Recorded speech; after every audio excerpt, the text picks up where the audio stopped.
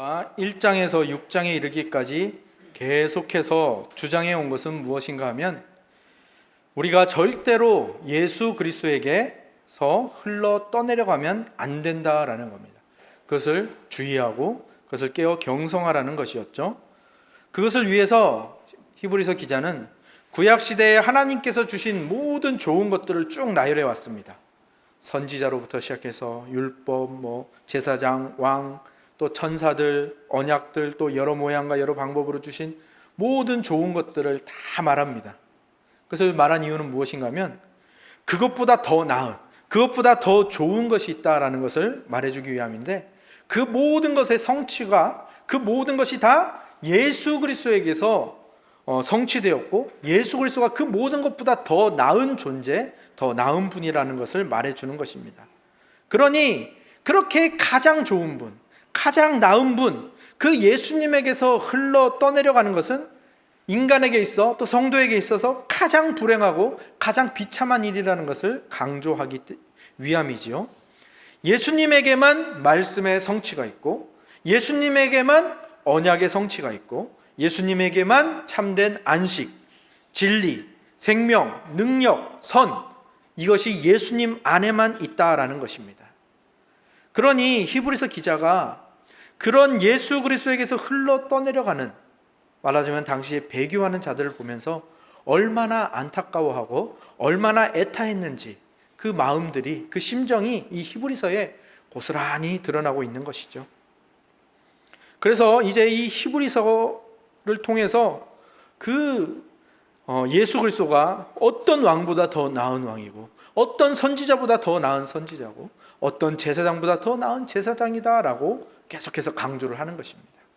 그런데 이 히브리서 기자의 주장과 권면이 당시 유대인 성도들에게 다 받아들일 수 있는 부분이었지만 한 가지가 계속 걸리는 겁니다. 왜냐하면 그것은 무엇인가 하면 바로 예수님이 더 나은 제사장, 더 나은 대제사장이라는 바로 그 부분입니다. 예수님이 왕이라는 그 부분은 인정할 수가 있습니다. 왜냐하면 예수님이 유다 지파에서 나셨거든요. 또 선지자도 지파를 따지지 않으니까 선지자도 받아들일 수가 있습니다. 그러나 하나님의 제사장은 레위 지파에서만 나올 수가 있었고, 그 중에서도 대제사장은 레위 지파 중에서도 아론의 후손들만 세워지는 그런 직분이었기 때문이죠. 그리고 유대인 성도들이 기억하기로 구약의 역사 가운데서 특히 이 왕들이 이 선지자 직분의 직무를 스스로 행하다가 저주를 받은 장면을 많이 보았거든요. 먼저는 이스라엘의 초대왕 사울왕이 베냐민 지파 사람이었죠. 이 사람이 제사를 스스로 드리다가 하나님께 버림을 받은 것을 그들은 분명히 기억하고 있습니다. 그리고 또 유다 지파의 왕이었던 우시야도 스스로 제사를 드리다가 하나님의 심판을 받았지요. 왕들뿐만이 아닙니다. 레위 지파 가운데도 그 제사장에게 도전했다가 그렇게 저주를 받은 사람들이 있었죠. 바로 고라 자손이죠. 고라 자손이 이 레위 지파에 속하지만 아론 자손이 아니었기 때문에 이 제사장의 직무를 할 수가 없었는데, 그들이 나도 하겠다라고 도전했다가, 모세와 아론에게 도전했다가 땅이 입을 벌려서 그들을 삼켜버리는 그러한 일들이 있었지요. 이러한 역사들을 잘 알고 있었던 이 유대인 성도들에게 다른 권면들은 다 정말 그 거리낌 없이 다 받아들일 수 있는데, 예수 그리스도가 대제사장이라는 이것은 도저히 받아들일 수가 없는 거죠. 그래서 히브리서 기자는 그럴 줄 알았다 하면서 내가 그래서 이 이야기를 계속해서 준비해왔지 하면서 앞서서 계속해서 누구의 이야기를 살짝 언급해 왔는가 하면 멜기세덱이라는 이 인물에 대해서 계속해서 언급해 왔습니다. 이 멜기세덱이라는 인물은 구약에서 정말 굉장히 신비로운 인물 중에 한 명인데요. 이 멜기세덱은 창세기 14장에 등장하죠. 창세기 14장에는 어떤 사건이 등장하느냐 하면 아브라함이 이제 조카 롯이 포로로 잡혀갔다는 소식을 듣습니다. 그래서 자신의 집에서 기르던 병사들을 데리고 구하러 갑니다. 근데 그 상대가 네 왕의 연합군이었거든요. 그러니까 사실 계란으로 바위치기를 하러 간 것이죠. 그런데 놀랍게도 이 아브라함의 이 병사들이 그 연합군을 이기고요, 그 조카 롯을 구하고 많은 전리품을 얻게 됩니다. 그리고 이제 다시 롯이 살던 그 소돔과 고모라로 돌아오는데 그때 멜기세덱이 등장을 하는 겁니다. 그리고 성경은 멜기세덱을 뭐라고 설명하는가 하면 살렘 왕이라고 소개를 하고 동시에 지극히 높은 하나님의 제사장이라고 설명을 하지요. 그리고 아브라함은 그에게 전리품의 10분의 1, 11조를 드리고 또한 멜기세덱은 아브라함을 축복하는 장면이 나옵니다. 이렇게만 이야기하면 아무런 감흥이 없을지도 모르겠습니다. 그런데 이 멜기세덱을 깊게 생각해보고 또 멜기세덱에 대해서 연구하면 연구할수록 느끼는 것은 이 히브리서에서 이 멜기세덱이라는 이 인물을 언급하는 것이 얼마나 적절한가, 얼마나 딱 맞는 안성맞춤인가 하는 것입니다. 먼저는 이 멜기세덱이 아론의 반차를 따르는 대제사장들보다 훨씬 위대한 대제사장이라는 것이 드러나고 있죠. 제사 제도가 주어진 것은 레위기에서, 이제 출애굽기와 레위기에서 주어지지 않습니까? 그런데 이 멜기세덱은 이스라엘이라는 민족이 형성도 되기 전에, 그 레위 지파가 생기기도 전에, 그의 아버지 야곱의 아버지 이삭이 태어나기도 전에 이미 지극히 높은 하나님의 대제사장으로 있었던 사람이기 때문입니다. 그래서 오늘 본문은 뭐라고 말합니까?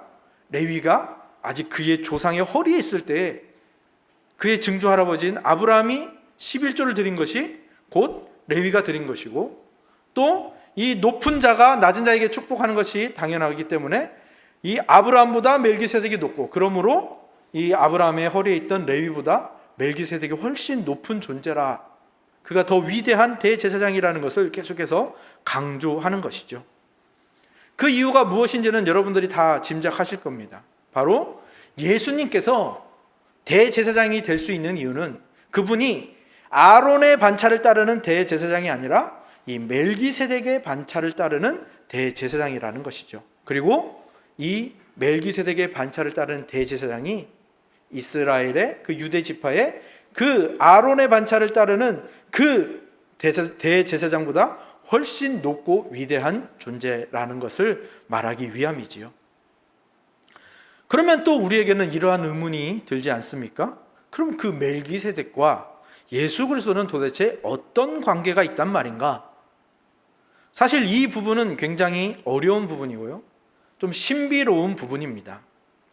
이 멜기세덱을 설명하는 말이 처음 등장하는 것이 살렘의 왕입니다. 살렘 왕. 살렘은 평화를 뜻하고요, 그래서 멜기세덱은 평화의 왕, 평강의 왕을 말하는 것이죠. 그리고 그의 이름 멜기세덱은 의의 왕이라는 뜻을 가지고 있습니다. 그러니까 이 멜기세덱은 어떤 존재입니까? 의의 왕이면서 평화의 왕입니다. 그리고 덧붙여서 말하는 것이 지극히 높으신 하나님의 제사장이다라는 겁니다.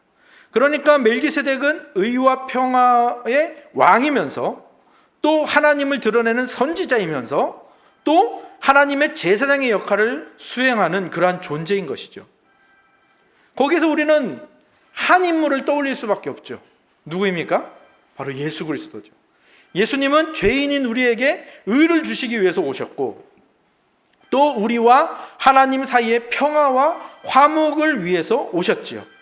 그리고 그 하나님의 의도를 전하기 위한 선지자로서 이 땅에 오셨고, 또 하나님과 우리 사이에 다리를 놓는 제사장의 직분을 가지고 이 세상에 오신 것이 예수님의 사역이라는 것을 우리가 잘 알고 있죠. 삼중직이라고 부르는데, 그리스도의 삼중직. 그래서 이 멜기세덱은 예수님을 상징하는 모든 것을 다 가지고 있는 존재인 것이죠. 그리고 더 나아가서 이 성경은 그 정도에 그치는 것이 아니라 이 멜기세덱이 영원한 존재와 연결되어 있다라고 말하고 있는 것입니다. 보통 구약 성경에서 어떠한 한 인물을 등장하고 그 인물을 설명할 때 항상 그의 아버지 또는 그의 어머니의 이름, 그 부모의 이름을 들어서 설명을 합니다. 왜냐하면 그래야 그 인물이 설명이 되거든요. 근데 멜기세덱은 성경에 나오는데 그의 부모의 이름이 언급되지 않습니다. 그리고 그가 언제 태어났는지, 어디로부터 왔는지도 언급되지 않고요. 또 그가 아브라함을 축복한 후에 그가 어디로 갔는지도 나오지 않습니다. 그래서 히브리서 기자는 이 모든 것을 종합해서 이 멜기세덱은 시작도 끝도 없는 영원한 존재이다라고 설명을 합니다. 우리에게는 이 설명이 그렇게 막 잘 다가오지는 않을 수도 있습니다. 억지 같기도 하고 빈틈투성이인 설명인 것 같기도 할 것입니다. 하지만 유대인 신자들에게는 이 설명이 굉장히 설득력 있는 설명이었습니다. 왜냐하면 유대인 선생님들의 가르침에서 가장 기본 원리가 무엇인가 하면 바로 성경에 나오지 않는 것은 존재하지 않는다라는 겁니다. 성경에 나오는 것만이 진리다라고 믿고 있거든요.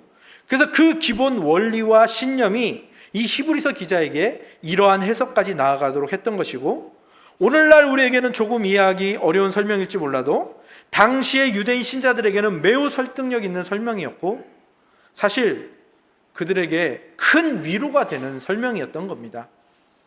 하나님께서 아브라함을 부르시고 그가 복의 근원이 되어 가도록, 그가 믿음의 조상이 되도록, 그 믿음의 여정을 걸어가도록 계속해서 도우시는데, 여러 가지 방법으로 도우셨지만 그 중에서도 가장 큰 위로가 될 수 있도록 이 아브라함보다 조금 먼저 그 길을 걸은 존재가 있었다는 것을 설명해주고 그 인물을 아브라함에게 붙여줄 때 가장 위로가 되었던 것이죠.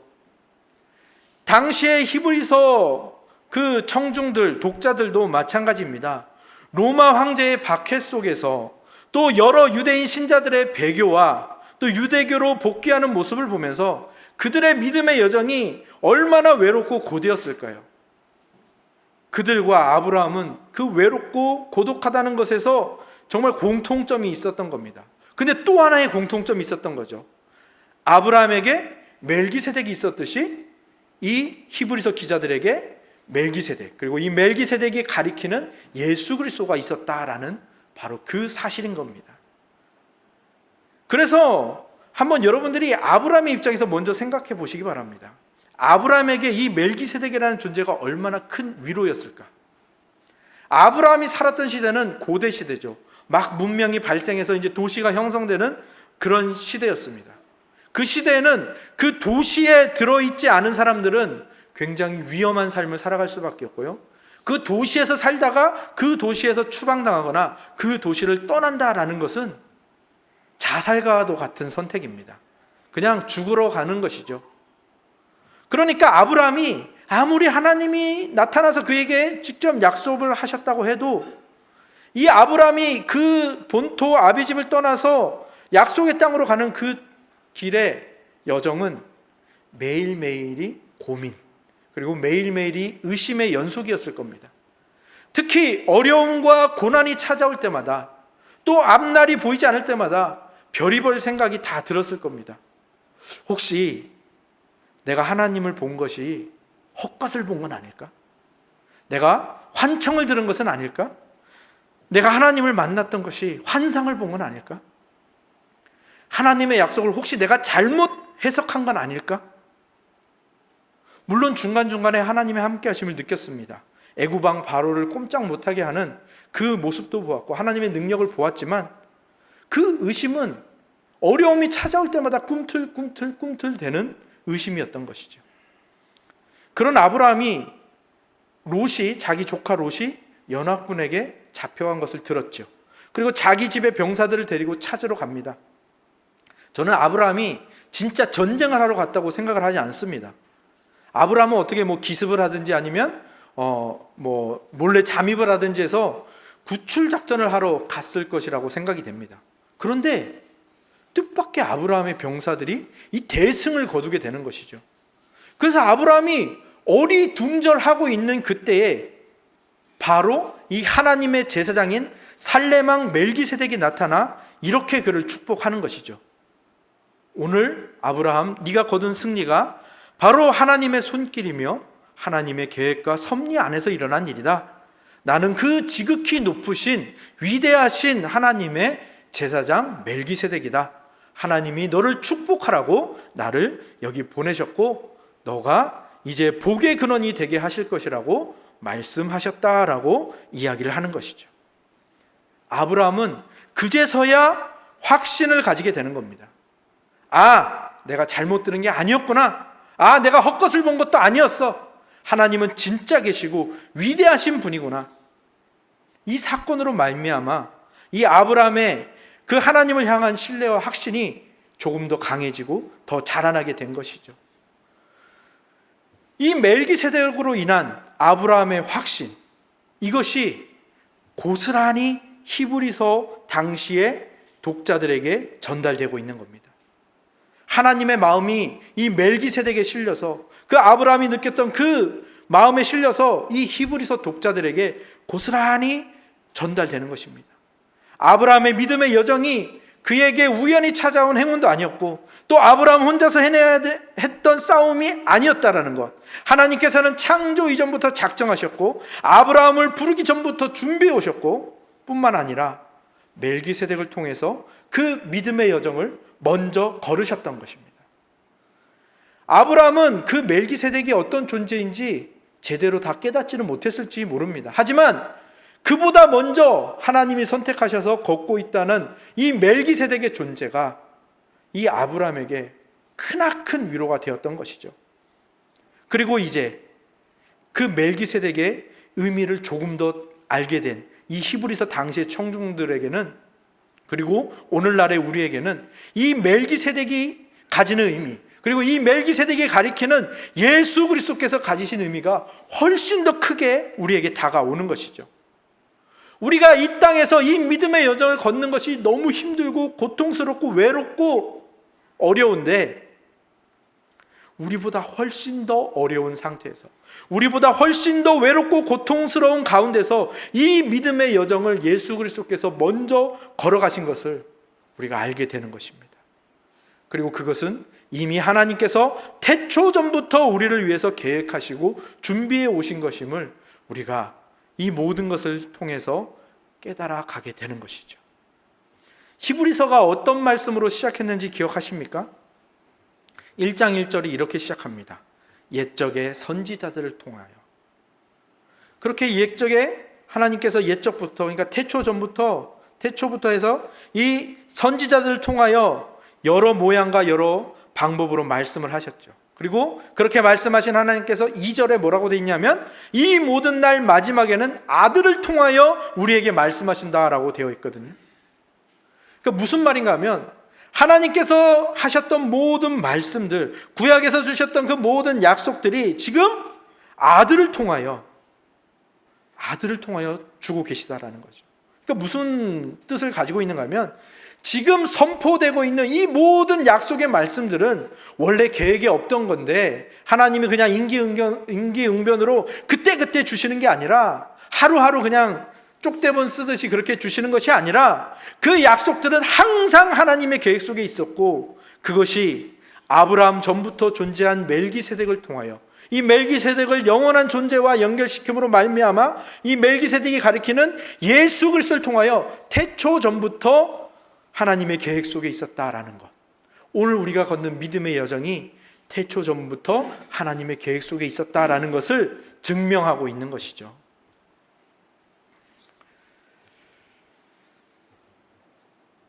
요즘 일본 때문에 온 나라가 시끄럽죠.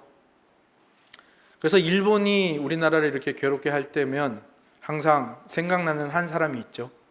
이순신 장군이라는 사람입니다. 아마 이순신 장군이 없었다면 우리나라는 그 일제 식민 통치를 임진왜란 때 겪었을지도 모르겠습니다. 근데 사실 이 임진왜란 당시에 이순신이 전라자수사였다라는 것은 정말 기적과도 같은 일이었다고 역사가들이 말하고 있습니다. 왜냐하면 이순신은 31세 때 겨우 묵가에 급제해서 종구품을 얻었습니다. 매우 늦은 출발이었고 또 그 고지식한 성격 때문에 아부를 하지 못해서 매번 파직 그리고 좌천, 우리가 잘 알고 있는 백의종군을 거듭해 온 사람이었죠. 그런데 이 이순신이 정말 조선의 보물이라는 것을 알아본 사람이 한 명 있었는데 그게 바로 서의 유성룡이라는 사람입니다. 유성룡이 이순신을 선조에게 청거해서 파격적으로 전라자수사로 승진이 된 겁니다. 그래서 당시에 이 이순신과 유성룡을 의심하고 이상하게 바라보는 사람들이 굉장히 많았다고 하죠. 상소가 몇 번을 올라갔는지 모른다고 합니다. 그러니까 이 유성룡이라는 사람이 아니었다면 우리 조선에 이순신 장군은 없었고, 아마 이순신 장군이 없는 그 조선은 그 미래가 불투명한 나라였던 것이죠. 유성룡이라는 아름다운 연결자가 있었기 때문에 조선이 빛을 발하게 되는 것이죠. 제가 갑자기 이 이야기를 드린 이유를 여러분이 아실 것입니다. 오늘 본문에 나온 이 멜기세덱이라는 이 인물이 그러한 아름다운 연결자인 것입니다. 아브라함과 하나님 사이에서 연결자가 되어줍니다. 또 아브라함과 히브리서의 청중들을 연결해주는 연결자가 되고요. 또 청중들과 예수 그리스도, 청중들과 하나님을 연결해주는 연결자가 되어주고 있고요. 오늘날 우리에게도 우리를 예수 그리스도와 연결시켜주고, 그 또 하나님이 태초전부터 우리에게 그 계획을 가지고 계셨다라는 것을 연결해주는 연결자가 되는 것이죠.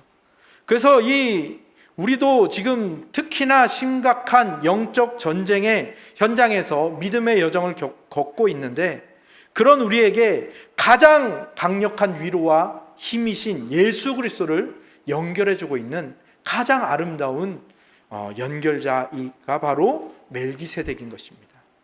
우리 모두는 이 믿음의 여정을 걷고 있죠. 이 믿음의 여정에는 크고 작은 문제와 위기와 고통이 없을 수가 없습니다. 그러나 그 어떤 문제와 그 어떤 위기와 고통과 괴로움보다 우리 예수님이 훨씬 더 크십니다. 왜냐하면 우리에게 다가오는 문제와 위기와 고통은 절대 영원한 것이 없습니다. 하지만 예수님은 영원전부터 계시고 앞으로도 영원히 계시는 분이십니다. 그리고 그분이 우리를 영원히 사랑하신다라는 것, 그분이 우리에게 영원히 선한 뜻을 베풀고 계시고 지금도 베푸시고 앞으로도 영원히 베푸실 것, 그분이 하나님과 우리 사이에 영원한 보증이 되어주시고 영원한 다리가 되어주시고 영원한 대제사장이 되어주신다는 것이죠. 그리고 그 확신, 그 믿음이 우리의 고통과 문제와 아픔들로 희미해질까 봐 하나님께서는 우리 인생 곳곳에 우리를 깨닫게 해주는 여러 가지 것들을 마련해 놓으시는 겁니다. 그래서 우리의 인생이 참 재밌는 거죠. 멜기세덱이 바로 그런 존재입니다. 하나님께서 우리를 위해서 숨겨놓으신 보물과 같은 것이고요. 우리의 믿음의 여정은 그러한 하나님이 숨겨놓으신 보물들을 찾아가는 보물찾기와 같은 여정인 것입니다. 그리고 이 멜기세덱뿐만 아니라 하나님께서 우리에게 마련하신 보물들은 아직도 더 많이 남아있다라는 사실이 있죠. 우리가 앞으로 걸어가야 할 믿음의 여정 곳곳에 그 보물들이 숨겨져 있고요. 우리는 그 보물들을 발견할 때마다 우리의 인생이 바뀌고 우리의 인생이 역전되는 것을 경험하게 될 것입니다. 미국이라는 나라의 초창기에 1848년에서 49년 사이에 많은 사람들이 캘리포니아 주로 몰려들었죠.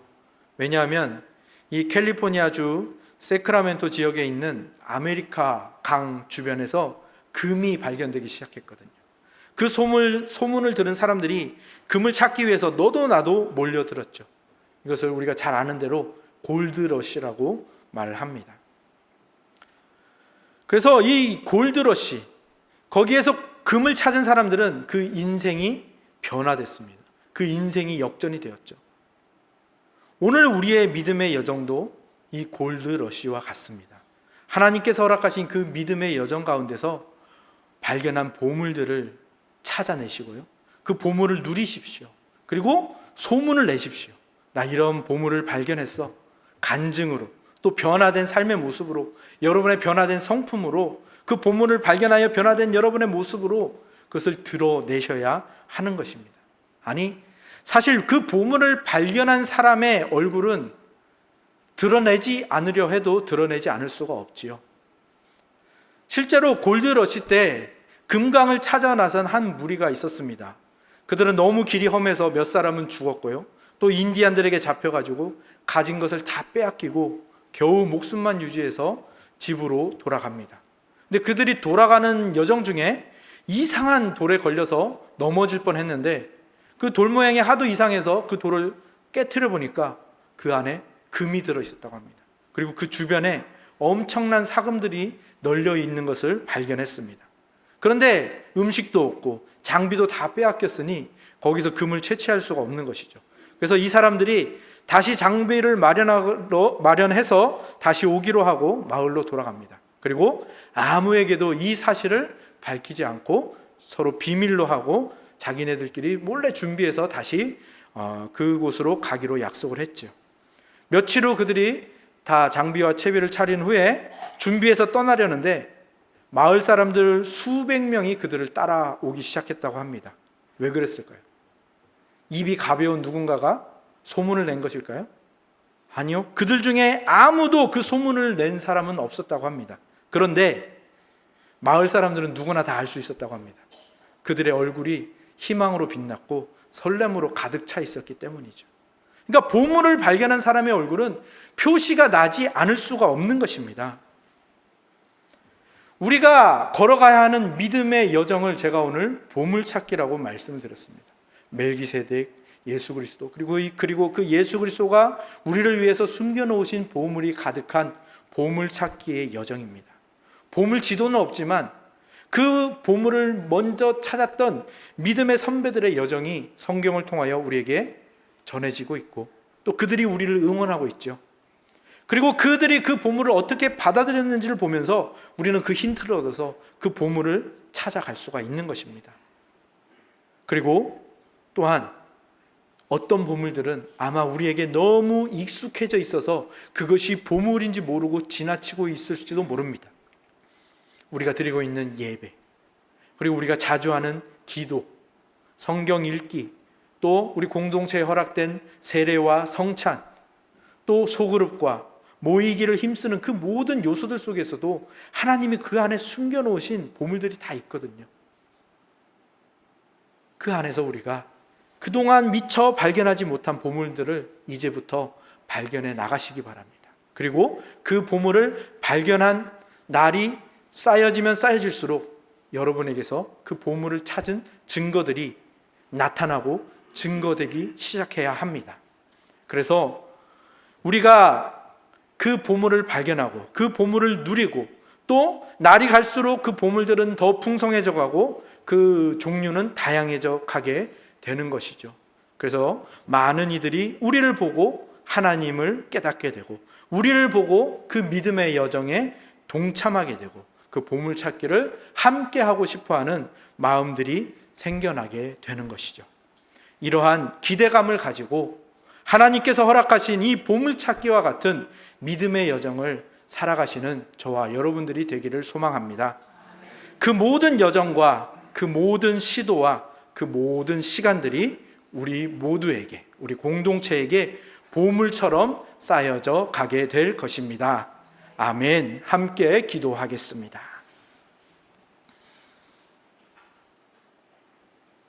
아버지 하나님, 참으로 감사합니다. 더운 여름 또 식사하고 힘든 몸을 이끌고 이 자리에 모인 우리 공동체를 축복하시고 하나님께서 주신 말씀을 들으며 또 그 말씀대로 살아갈 힘과 용기와 지혜를 주시기를 간구합니다. 하나님, 우리가 이 하나님의 은혜 속에, 하나님의 사랑 속에, 또 하나님의 작정 속에 이 믿음의 여정을 걸어가고 있습니다.